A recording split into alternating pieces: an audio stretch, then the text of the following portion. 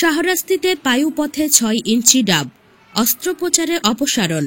ফয়েজ আহমেদের তথ্যচিত্রে বিস্তারিত জানাচ্ছি আমি সাদিকা সীমা। চাঁদপুরের শাহরাস্তিতে নিজের পায়ুপথে ৬ ইঞ্চি ডাব প্রবেশ করিয়ে বিপাকে পড়েছে ৪৫ বছর বয়সী এক যুবক।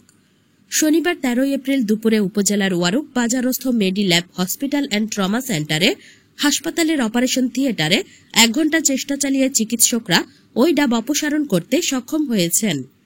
হাসপাতাল ও রোগীর স্বজন সূত্রে জানা যায়, দুপুর ১২:৩০টার দিকে উপজেলার টামটা দক্ষিণ ইউনিয়নের একটি গ্রামের যুবক তার পায়ুপথে দুর্ঘটনাবশত একটি ডাব প্রবেশ করে।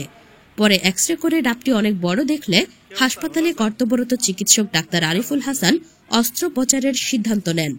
চিকিৎসকদের একটি টিম ১ ঘণ্টা চেষ্টা চালিয়ে ওই ডাবটি বের করতে সক্ষম হন।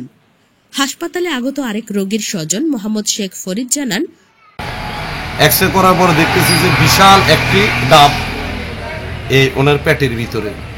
তারপরে দেখলাম যে ওনাকে কিছুক্ষণ পর ওটিতে নিয়ে যায় ডাক্তার আরিফ হোসেন এবং এনেস্থেশিয়া সজীব।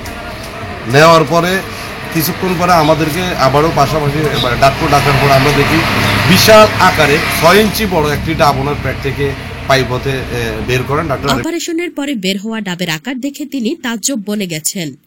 এই ঘটনায় রোগী বা তার সাথে আগত স্বজনরা গণমাধ্যমের সামনে কোনো মন্তব্য করতে রাজি হননি।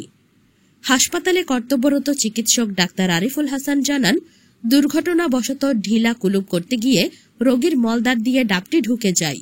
আমরা ১ ঘণ্টা চেষ্টা চালিয়ে ডাবটি বের করতে সক্ষম হন।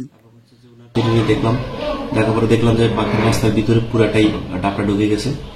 পরে প্রসেস অনুসারে আমি অনেকটা বের করে দিলাম। সাইজটা আনুমানিক ৫.৫ ইঞ্চি মতো লম্বা, ৫ ইঞ্চির মতো হয়তো ব্যাস থাকতে পারে, এরকম আনুমানিক। Popular BD news, Shahrasti, Chandpur.